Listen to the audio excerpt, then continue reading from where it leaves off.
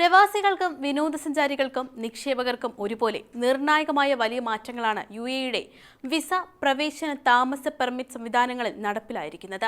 Visa on arrival സൗകര്യത്തിന്റെ വിപുലീകരണം മുതൽ property visa നിയമങ്ങളിലെ ഇളവുകൾ വരെ ഉൾപ്പെടുന്ന ഈ പുതിയ പരിഷ്കാരങ്ങൾ ലക്ഷക്കണക്കിന് വിദേശികളെ നേരിട്ട് ബാധിക്കുന്നവയാണ്.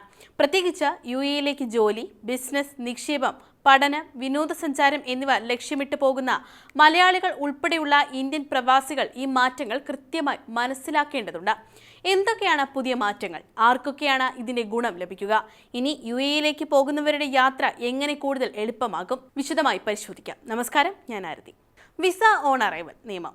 Federal authority four identity, citizenship, customs and port security 6 രാജ്യങ്ങളിലെ പൗരന്മാർക്ക് യുഎഇ പ്രവേശന വിസയ്ക്കുള്ള യോഗ്യത വിപുലീകരിച്ചു.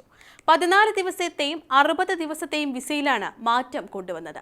മുമ്പ് ഇന്ത്യൻ പൗരന്മാർക്ക് മാത്രം ലഭ്യമായിരുന്ന ഈ വിസയ്ക്കായി ഇപ്പോൾ Indonesia, Vietnam, Thailand, Philippines, Kenya, ദക്ഷിണാഫ്രിക്ക എന്നിവിടങ്ങളിലെ പൗരന്മാർക്കും അപേക്ഷിക്കാം.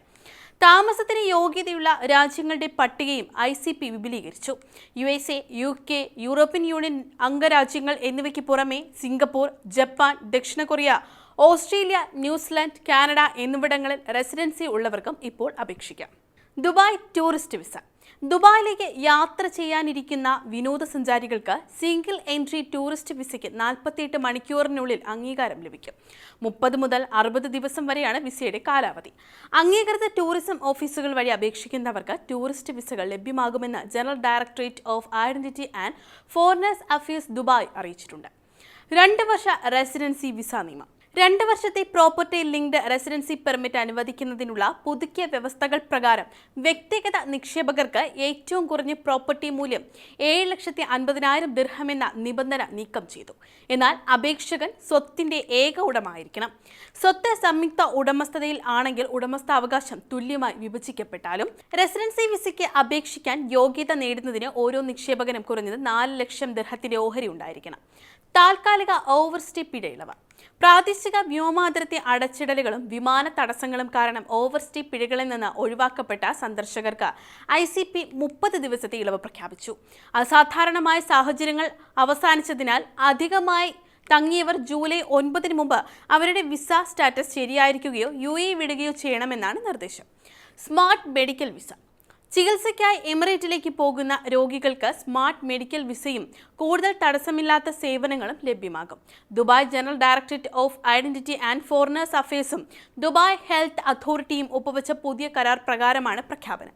ദുബായിൽ രോഗികൾ എത്തുന്നതിന് മുമ്പുള്ള വിസ, റെസിഡൻസി, ആരോഗ്യ സേവനങ്ങൾ എന്നിവ ചികിത്സയിലേക്കും തുടർ നടപടികളിലേക്കും ബന്ധിപ്പിക്കുന്ന ഒരു സംയോജിത ആരോഗ്യ സംരക്ഷണ നയം സൃഷ്ടിക്കുന്നതിനാണ് കരാർ ലക്ഷ്യം വയ്ക്കുന്നതെന്ന് അധികൃതർ വ്യക്തമാക്കി. വിസ റദ്ദാക്കൽ. എബോള വൈറസ് വ്യാപനം തടയുന്നതിന്റെ ഭാഗമായി democratic republic of Congo, Uganda, ദക്ഷിണ സുഡാൻ എന്നിവിടങ്ങളിൽ നിന്നുള്ള പൗരന്മാർക്ക് പുതിയ വിസ നൽകുന്നത് താൽക്കാലികമായി നിർത്തിവച്ചതായി UAE അധികൃതർ അറിയിച്ചു. ദേശീയ തയ്യാറെടുപ്പ് ശക്തിപ്പെടുത്തുന്നതിനും എബോള വൈറസുമായി ബന്ധപ്പെട്ട സംഭവവികാസങ്ങളോട് പ്രതികരിക്കുന്നതിനുമായി national emergency crisis and disaster management അതോറിറ്റിയും ICP മുൻകരുതൽ നടപടികൾ പ്രഖ്യാപിച്ചു. UAE വിസ സസ്പെൻഷൻ 2026 ജൂൺ 6 മുതൽ പ്രാബല്യത്തിൽ വന്നിരുന്നു. സാഹചര്യങ്ങൾക്ക് അനുസൃതമായി ഇത് നീട്ടാൻ സാധ്യതയുണ്ടെന്ന് അധികൃതർ വ്യക്തമാക്കുന്നു. വിസ നിയമങ്ങളിൽ ഇളവുകൾ പ്രഖ്യാപിച്ചിട്ടുണ്ടെങ്കിലും എല്ലാ അപേക്ഷകരും നിർബന്ധമായും ബന്ധപ്പെട്ട മാനദണ്ഡങ്ങൾ പാലിക്കണം. പാസ്പോർട്ടിന്റെ കാലാവധി, ആവശ്യമായ രേഖകൾ, സാമ്പത്തിക യോഗ്യത, മെഡിക്കൽ ഇൻഷുറൻസ്, യാത്രയുടെ ഉദ്ദേശം എന്നിവ കൃത്യമായി പരിശോധിച്ച ശേഷമാണ് അപേക്ഷ സമർപ്പിക്കേണ്ടത്. തെറ്റായ വിവരങ്ങളോ അപൂർണ രേഖകളോ അപേക്ഷ നിരസിക്കാൻ കാരണമായേക്കാം. പ്രത്യേകിച്ച് സോഷ്യൽ മീഡിയയിലൂടെ പ്രചരിക്കുന്ന സ്ഥിരീകരിക്കാത്ത വിവരങ്ങൾ വിശ്വസിച്ച് യാത്രാ പദ്ധതികൾ തയ്യാറാക്കുന്നത് ഒഴിവാക്കണം. UAEയിലെ ഔദ്യോഗിക സർക്കാർ ഏജൻസികളുടെയും ബന്ധപ്പെട്ട വിമാന കമ്പനികളുടെയും അംഗീകൃത സേവന കേന്ദ്രങ്ങളുടെയും അറിയിപ്പുകൾ അടിസ്ഥാനമാക്കി യാത്രാ തീരുമാനങ്ങൾ എടുക്കാവൂ. തൊഴിൽ രംഗത്ത് മാറ്റങ്ങൾ ശ്രദ്ധേയമാണ്. വിദഗ്ധ തൊഴിലാളികൾ, സാങ്കേതിക വിദഗ്ധർ, ആരോഗ്യ പ്രവർത്തകർ, IT മേഖലയിൽ പ്രവർത്തിക്കുന്നവർ, സംരംഭകർ തുടങ്ങിയവരെ കൂടുതൽ ആകർഷിക്കാൻ UAE തുടർച്ചയായി വിസ നടപടികൾ ലളിതമാക്കുകയാണ്. ആഗോളതലത്തിൽ മികച്ച പ്രതിഭകളെ രാജ്യത്തേക്ക് എത്തിക്കുക എന്ന ലക്ഷ്യത്തിന്റെ ഭാഗമായാണ് ഈ പരിഷ്കാരങ്ങൾ. വിനോദസഞ്ചാര മേഖലയും ഈ മാറ്റങ്ങൾ സ്വാധീനിക്കും. ലോകത്തിലെ പ്രധാന വിനോദസഞ്ചാര കേന്ദ്രങ്ങളിൽ ഒന്നായി UAE കൂടുതൽ സന്ദർശകരെ ആകർഷിക്കാനുള്ള പ്രവേശന നടപടികൾ ലളിതമാക്കുകയാണ്. ഇതിലൂടെ ടൂറിസം, ഹോസ്പിറ്റാലിറ്റി, റീറ്റെയിൽ, വ്യോമഗതാഗതം തുടങ്ങിയ മേഖലകൾക്കും വലിയ നേട്ടമുണ്ടാകുമെന്നാണ് വിലയിരുത്തൽ.